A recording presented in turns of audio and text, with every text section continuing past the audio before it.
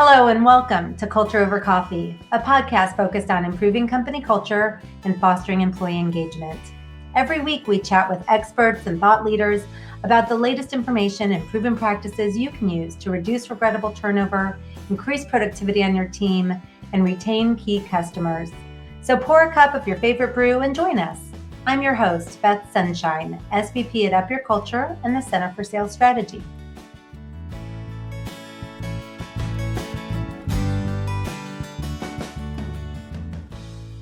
In this episode, we're discussing a topic that's on the minds of many in these times of tough recruitment, employee retention.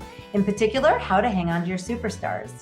Joining me are two guests who have a long history of retaining their top performers, Mike Searson, Vice President, Local Sales at Corus Entertainment, and Doug Young, Market Sales Manager at Corus Entertainment.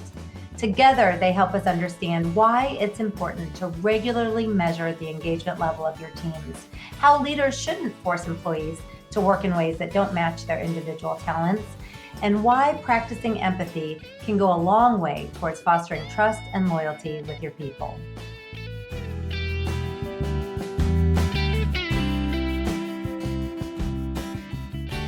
All right, so welcome, Mike and Doug. It's such a treat to be able to spend this time with both of you. I can't believe you both had time available for this at the same time. So thank you for joining me today for a little Culture Over Coffee. It's great to be here. Thanks for having us, Beth.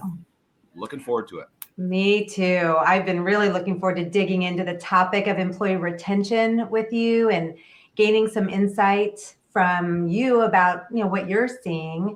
Globally, only 20% of the workforce is engaged at work, which to me is just mind-blowing. And the number of actively disengaged employees is on the rise.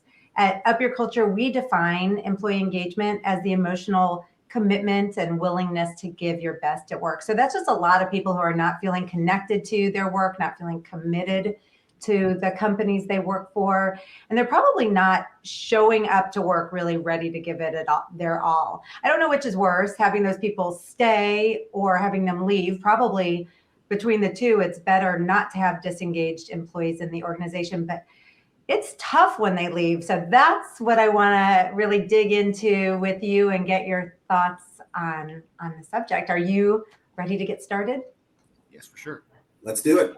Okay. All right. So I'm just going to kind of go around my screen here and start with you, Mike. Employee recruitment.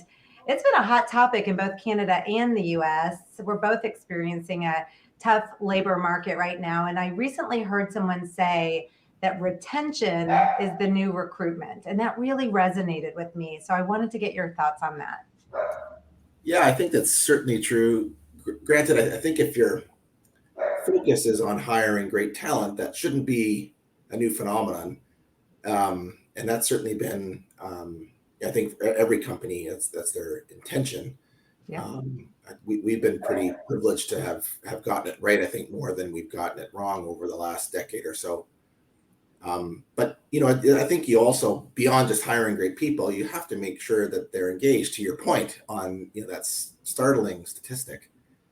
And we measure at Corus engagement on a quarterly basis. And, really one of the things we talk about, certainly Doug and I talk about, is, really gives you permission to go deeper with people and try to get a better understanding about, how they were feeling when they put in that score, which may have been a good score or perhaps an opportunity for us to make some improvements.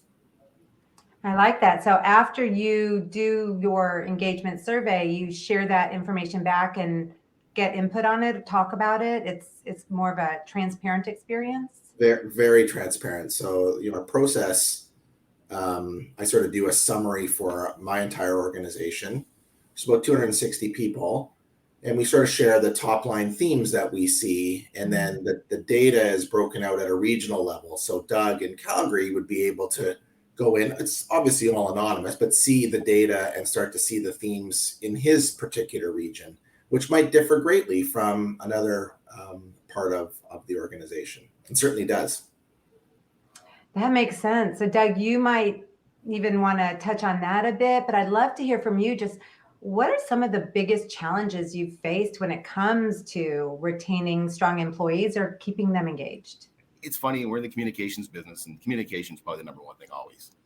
Everyone wants to feel like they're included. It's not a behind the scenes kind of attitude where I didn't know we were doing this. If we can communicate over and over again with what's going on and what our plan is and where the vision is, I think that really keeps them engaged, because they see that there's a light at the end of the tunnel and it's not a train. So I think that's a big thing with most of my employees.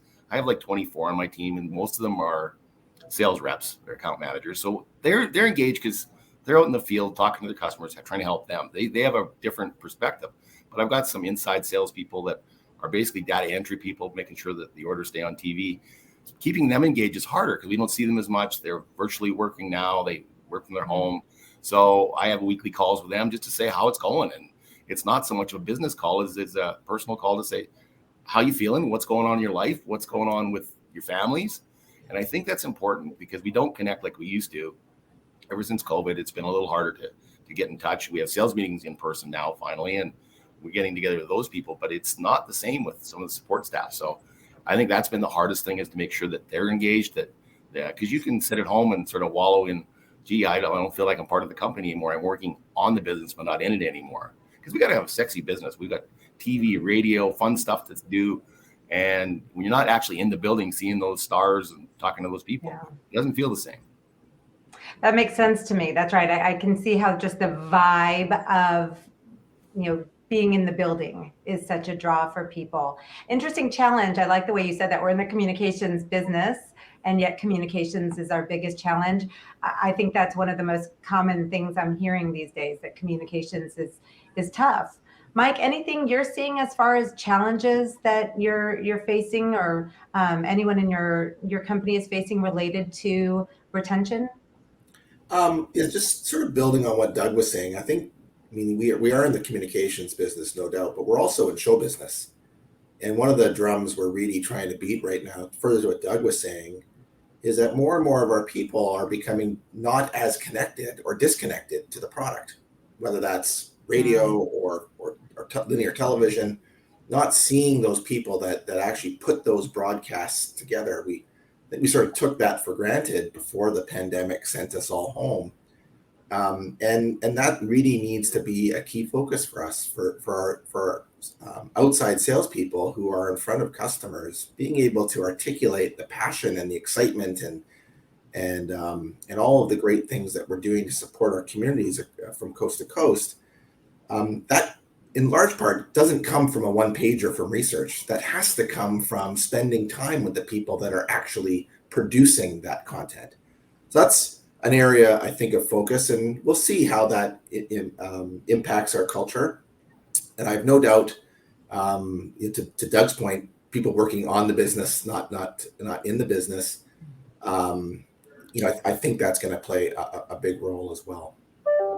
Yeah, interesting what remote work or hybrid work is changing in our worlds today. We actually have a couple of podcast episodes dedicated to that, because it just seems to be such a potent thing that employees are dealing with and business leaders are dealing with. So I want to keep up with you and sort of hear. I like the way you articulated it, though, and just interacting in the world of show business. It actually is sort of an employee perk. It's a benefit that now you have to figure out how to build back in.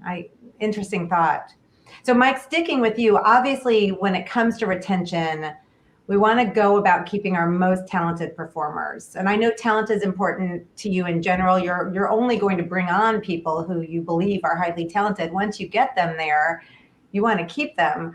From your experience, what are some of the best ways that company leaders, managers can engage their top talent and really keep them motivated or feeling that passion you were describing? Well, I owe you actually a lot of the credit, Beth, because, in the early years at Corus, we learned a lot about talent, about the different talent themes that our top sellers have. And one of the things we sort of learned and continue to ideate on is this notion of not trying to get people to do things they're not talented at, which seems so simple. But one of the areas whereby, we've made, I think, profound change at Corus over the last 6 years, is investing in support and services that are going to help our salespeople get better. Again, not revolutionary, but we've been hyper disciplined at finding ways to invest in research and media strategy, back-end sales support, project management, creative services, things that our frontline salespeople aren't necessarily experts at, but rely on heavily in terms of being able to drive the kind of revenue growth that we've been able to enjoy, quite frankly, over the last 6 years. So for me, it's about investment, which I appreciate is easy to say and much harder to do. But my common belief has always been, Beth, that companies don't have a resource issue. They have an allocation issue. Where are you choosing to spend money versus where are the ways in which you're going to garner the biggest return on your investment?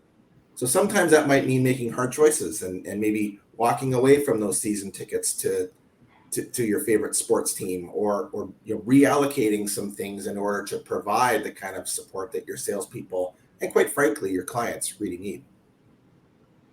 Yeah, interesting. I like what you're saying about investment and allocating the money, your investment, in the right way. I also I'm still kind of thinking about what you said at the beginning, about how you're really keenly aware of the talents that are necessary for excellence. And in a sales role, if you're investing in your organization in a way, bringing on other roles to handle parts of the sales process so that your sellers can really just focus on doing what they do best, putting a square peg in a square hole and letting them really thrive, that's a form of investment unto itself. And I think that's a really interesting way to look at that. Well, and I don't want to paint a picture whereby we're, the model or we've created a perfect scenario. We've got all sorts of blind spots and areas by which we need to improve. Finance is certainly one. We've got some significant speed bumps that are still in the way of our salespeople really being optimized. And when I say optimized, obviously spending the maximum amount of time in front of their customers and looking for their next big key account. But we're keenly aware of some of those things, and there's things that are easier to fix, and some things that, quite frankly, require some collaboration internally that isn't as easy to just turn on or off, as I'm sure you can appreciate. Yeah, no, I agree. Doug, anything you would add as far as good ways to engage top talent and keep them motivated? I think constant communication is the number one thing, is just checking in to see, so how can I get into your business to help you grow your sales? Everybody's motivated in a certain way in sales, and it's, how do I get better? How do I meet more customers? How do I drive revenue? How do I make my bonus? All those things that are really intrinsically important to the reps. My job is to take the speed bumps out. How do I fix it so you can see more people? And I think that's been the number one thing. You can't be selfish as a manager. You have to be really focused on the people that work for you. Empathy for where they're going through. And we've had ups and downs over the years. One year I'm a really smart sales manager because we make budget. The next year I'm not as smart. So it's a business that I've been really blessed to have really good people in. I've got some people who've been here 25 years. They're not going anywhere. We just had one retire who's now 20 years. Now we're getting to the point where we need some new talent coming in. Media is not quite as sexy as it was 10 years ago. We have different needs because we have television, radio, digital, creative services. We sell a lot of things now, where I was strictly radio when I started. So we need people that are real marketing brain savvy. When we're recruiting now, I need people that are really customer focused, that understand all aspects of marketing, not just TV and radio.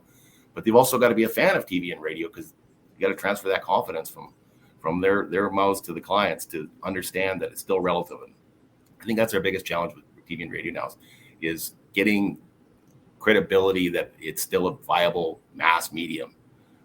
We've been outmarketed by the Googles and the Facebooks of the world in the last few years, and we need to show that that's still the biggest mass reach is those two mediums. That makes perfect sense. Listening to the longevity of your staff, you can see why it was so important to us to get you on this podcast to talk about retention. You're obviously doing something right. When you talk about communication and understanding what motivates your people, how much of that is individualized? Like, do you need to do something different with each person that you manage, or how much of it is, pretty commonplace? You can treat everyone the same in a certain way. I guess the similarity, everybody gets a sales report every week, so we know how they did. Mm-hmm. Know what kind of results they're getting. So that part's easier, but everybody is really different. Some of them have better problem solving skills than others. Some of them need some hand holding on lead generation. Some of them they're all different. Mm-hmm. It's like coaching a hockey team or being a parent. It's like having 12 kids. Like I definitely have to treat them all differently because they are different people. And they're all successful in their own way, but differently. Yeah. No one's really the same. And I think that's where talent focused management that we took with CSS made me a better manager, because it taught me how to make them do things they're really good at and not so much for the things that they don't like to do, because it increases productivity, and it's worked really well. I've got some high performers that love the way I manage them because I treat them differently than the other people in their team. Yeah, it makes perfect sense to me. It just works. Yeah. Okay. Question for both of you. I'll let you decide who goes first, but I'd love to hear, for any organizations, leaders who are listening today that are currently struggling with employee retention, what's one piece of advice that you would give them? Me, it's empathy. Sometimes they just want to vent. They don't want you to solve it. They just want you to say, this has been a tough day. Yeah. And because you get a lot of rejection in sales. It's not a day where every day is roses, and it's a great job for schizophrenics, because one day you're off, you hate it. So, but it really is just a little empathy to say, listen, we'll get through this. It'll be okay. Yeah. Stuff just happens that you can't control. Love that. People need to know you care about them, huh? I'd agree. I mean, Doug and I have both been married for, I'm 20 years this year. I think there's a lot of similarities to being married as well. Listening. This job is nowhere near as easy as it was. It was never easy, but it certainly was, I think, less complicated 20 years ago, 25 years ago, 10 years ago. Consolidation is really, whether it's NBCU, Paramount, or Corus, or Bell, or Rogers, we're all doing more and putting more pressure on our product of people. So really understanding how and what makes each individual tick, as Doug was describing, and then trying to minimize those roadblocks. It's not easy, and I think sometimes we can make it a little bit easier for people to give up. So having that empathetic ear, and in some cases, as Doug said, it's not about solving the problem, but in some cases it is about helping them solve the problem, because it's hard to find money. It's easy to let it slip through your fingers. Yeah. So a combination of knowing when they actually need help solving the problem, and knowing when they just need to share or talk, and have a manager that cares about them, who feels empathetic. And I would also add, Beth, Doug's team in Calgary is a great example. And quite frankly, our teams across the country are as well. And there's a lot of similarities to sports. When you build a great team and culture around, it's easier for people to thrive. You raise sort of the overarching expectation, but furthermore, and I think one of the great challenges of the pandemic, that we're all just sort of getting back to some sense of spending time in the office, is that organic conversation, troubleshooting that happens peer to peer. That is when you have a really good and strong team that are a collective of really strong individuals that make up an outstanding sales organization.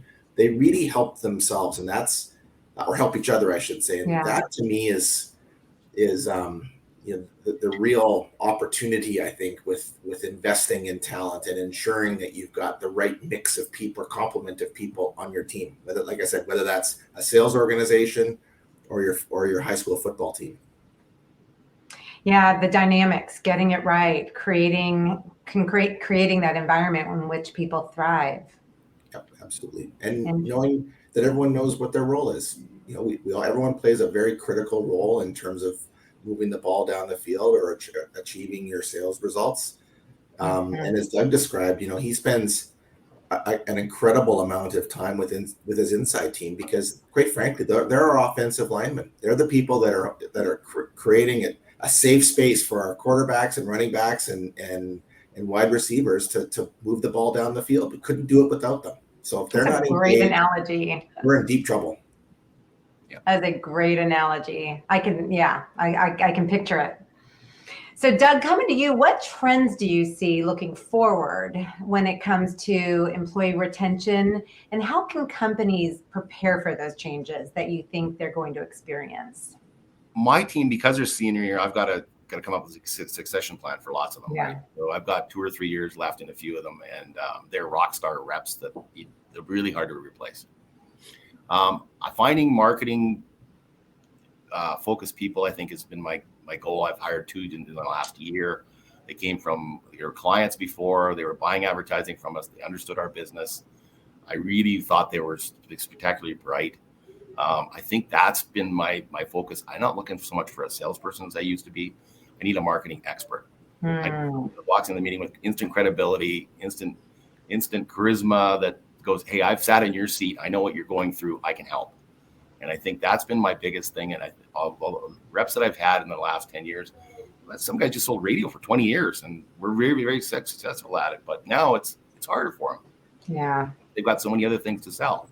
So bringing in new people that sort of have a wider focus, I think it's really been helping our team. And we got some really bright new stars on the horizon. But getting people to apply is harder. That finding the talent, because we used to put up a resume online and you get 50 resumes the next day. It doesn't happen now. Yeah. We have to sort of really scour the bushes to find out those new marketing stars that can come and become successful in our company.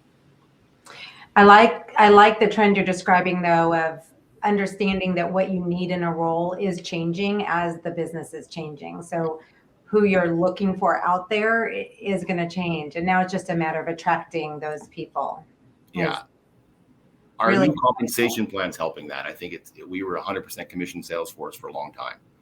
Now there's a guarantee and a bonus plan that makes it easier for people that are millennials that weren't really comfortable with taking all that risk.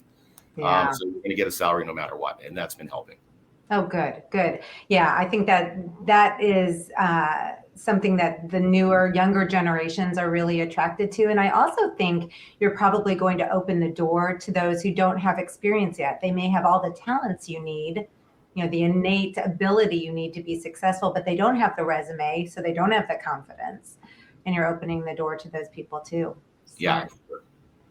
Mike, how about you? Anything to add as far as trends you're seeing, or what you predict for the future when it comes to employee retention? Yeah, well, I guess a few thoughts. One is, I think the paradigm has shifted from, if your wily veteran retires organically through the business, that you would typically go to the university and find the next sort of marketing grad and bring them in and nurture them and train them and bring them up through the farm system, if you will. I think there's one of the trends I think we are certainly seeing, and I think will continue, is that there's a whole bunch of 40-year-old folks, 40 plus folks who have either been displaced or who are unsatisfied in their current roles that may not have looked at media companies in the past, may have thought that they needed that 5 or 10 years experience or whatever silly thing we would put in a job posting. But as we're looking for talent, I think we need to definitely think beyond. And as Doug described, we're really on a hunt to look for media strategists. So maybe it's people, we don't have an out-of-home side of our business, but maybe it's looking at people in the out-of-home sector, an area that we never would have looked at in the past because they didn't have radio experience or television experience. So really broadening our horizons, I think, is going to both sort of support what we're seeing in the marketplace in terms of some of the tough news that you're hearing from all sorts of tech companies and other places that are doing restructuring at the moment. Those are opportunities for us. That's right. Yeah. I think you're exactly right. So actually, your plans are going to disrupt the retention of probably your competitors in the area. So I like the way you're thinking. So last question for each of you. If you could wave a magic wand, if you had the ability to make any change you wanted, and you could make one thing easier to accomplish when it comes to retaining your people, keeping them feeling engaged and invested, showing up to work physically, but also showing up to work with that passion you're describing, really showing up emotionally, what would you wave your magic wand and get? You go, Doug. Yeah, this is a tough one. Yeah. I think being together more. There's a certain energy that we get. We have our sales meetings every Tuesday. They stay around all day because it's the hunger of, hey, how's your day going? What did you do? It's a real team. And I think if I could say anything, it's just getting them together more often and sharing their successes and their wins, because it's contagious. And I think it really helps. I'm in the same boat as you. I can help you. And managers, we've had some absolutely phenomenal sales meetings the last 3 weeks, just because the energy's back, that this is a fun business. It's the customers are having amazing success. Everything we're doing is working. We're blowing the doors off of retailers. We're selling trucks and cars and all the things you're supposed to do with advertisers. It's really working, and we're sharing those stories, and that's been the fun part. I like that. I think it'd be a great thing to wave your wand for. What about you, Mike? What would you do? What did you get? We've been on a pretty good run, as Doug was sort of describing. Business is really good for us. We've had 8 quarters of successive revenue growth, so it's not about results, which is very encouraging. So for me, I think that if I could wave my magic wand, it would be to get better support on the finance side. So what I mean by that, if you buy television from us, or radio, or digital video, or creative services, you get 4 different experiences on the back end. There are 4 different unique systems that support those businesses, which makes it a little bit clunky for both the client and, I shouldn't say little, makes it clunky for both the client and the salesperson. So if I could wave my magic wand, I'd have one system whereby you provide one credit card or one credit application, and your experience is seamless with Corus. I think that would greatly benefit our salespeople and also our clients. I hope you both get the opportunity to wave your magic wand. I think those are 2 really good things, bringing your people together with purpose to kind of spread the contagion, and also streamlining processes. We see that across the board with all of the companies we work with, that processes that are clunky, and we all have them, they definitely get in the way of engagement. So thank you both for spending time with me today. I wish we had more time. I could talk culture over coffee with you for a lot longer, but you've shared a lot of great information, some ideas. I feel like for our listeners who aren't familiar with Corus as intimately as they could be, you've given some great information about just what you're experiencing, and I definitely demonstrated the kind of wonderful organization that you are.